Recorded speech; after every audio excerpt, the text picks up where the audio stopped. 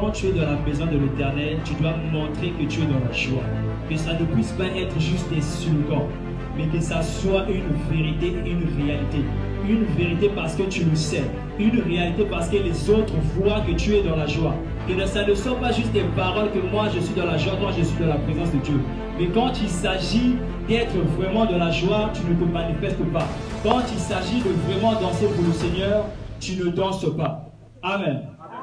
Il y a les qualités des héros. Dans les qualités des héros, on voit la force, on voit le courage. Dieu savait que Gédéon était un héros. Voilà pourquoi il dit va avec la force que tu as. Il ne dit pas va avec la force que je t'ai donnée. Il dit va avec ce que tu as. Le problème c'était quoi? Gédéon dormait. Et il y a beaucoup d'entre nous qui dorment encore. Dieu a mis beaucoup de choses en toi, mais sauf que tu ne sais pas que tu as les choses de Dieu en toi. Amen. Tu as la chose de Dieu en toi, mais tu ne le sais pas. Pourquoi? Parce que tu dors. La Bible dit que le monde entier est sous la puissance du malin et nous sommes de Dieu.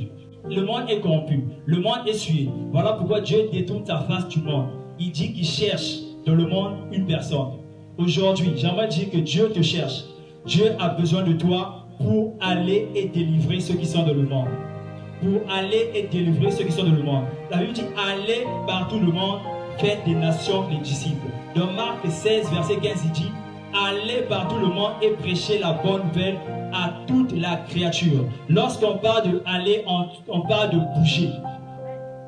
On parle de bouger, se mettre en déplacement. On ne parle pas d'aller, de rester assis. Lorsqu'on dit aller, c'est comme une course. Lorsqu'on dit allez-y, tu ne vas pas rester là où tu es en bougeant le doigt. Tu vas te lever et courir. Dieu dit allez, allez. Ça veut dire soit en mouvement, soit en déplacement. Pour faire quoi? Pour aller parler de la bonne nouvelle du royaume. Amen.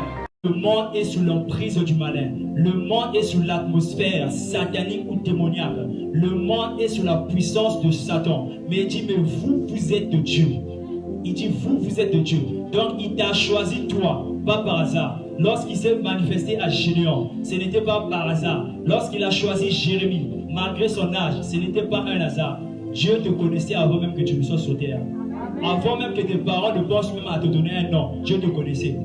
Avant même qu'ils pensent à chercher un enfant, Dieu savait que tu seras sur terre. Et aujourd'hui, tu seras ici. Dieu le savait. Donc, ce n'est pas un hasard.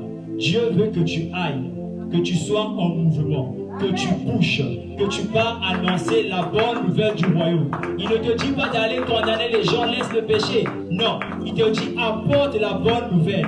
Il ne te dit pas d'aller dire que non, tu iras en enfer. Il te dit apporte la bonne nouvelle. Dire aux gens que l'enfer est là, ce n'est pas une bonne nouvelle. C'est faire peur aux gens. Dis le royaume de Dieu est proche. Au moment où Jésus commençait à prêcher, à dire repentez-vous car le royaume de Dieu arrive. Pour entrer et pour hériter le royaume de Dieu, tu dois passer par la repentance. Il est normal. Mais tu n'as pas besoin d'effrayer les gens en disant que tu vas en enfer. Dieu ne t'a pas appelé pour aller dire aux gens que tu vas en enfer. Tu n'es pas un messager de la mauvaise nouvelle, tu es le messager de la bonne nouvelle. Amen. Tu es un messager de la bonne nouvelle. Alors ne condamne personne.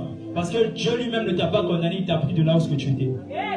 La nécessité m'en est imposée. Ce n'est pas parce que j'aime bien évangéliser. Ce n'est pas parce que j'aime bien qu'on puisse me voir en train d'évangéliser. C'est parce que la nécessité m'en est imposée. Je ne veux pas voir ma famille se retrouver un jour en enfer. Je ne veux pas voir un jour les frères de mon quartier se retrouver en enfer. Voilà pourquoi je sors et j'évangélise. S'il s'agissait que de moi, je resterai chez moi et dormir. Romains 1, verset 16 nous dit « Car je n'ai point honte de l'évangile. C'est une puissance de Dieu pour le salut de quiconque croit. » Il dit « Je n'ai pas honte. » Pourquoi il dit « Je n'ai pas honte » Parce que sûrement il a remarqué qu'il y avait des gens qui avaient honte de l'évangile. Voilà pourquoi il mentionne cela « Je n'ai pas honte de l'évangile. » Parce que c'est la puissance de Dieu pour le salut de quiconque croit. Qu'est-ce que ça veut dire? Si personne n'écoute l'évangile, les gens ne seront pas sauvés. Les gens ne seront jamais sauvés par les prières. Les gens seront sauvés par la parole de Dieu. Lorsqu'ils écoutent la parole, c'est la parole en eux qui va changer les gens. C'est la parole reçue qui transforme. La Bible dit à tous ceux qui l'ont reçu, à ceux qui croient en ce nom, la parole de Dieu a donné le pouvoir de devenir enfant de Dieu. Amen. Tu peux prier afin que la parole soit et impact. Tu peux prier, l'ange irait évangéliser à ta place. Mais Dieu ne le fera pas tout le temps. Dieu a donné la parole pour que les gens soient sauvés. Et si j'ai honte de l'évangile, personne ne sera sauvé. Parce que j'ai besoin que les gens soient sauvés. Et Dieu veut que les gens soient sauvés. J'aimerais encourager quelqu'un et dire, en sortant de ce lieu, que tu sors avec un système de pensée renouvelé. Que tu saches que Dieu veut que tu annonces sa parole. Dieu veut que tu libères les captifs.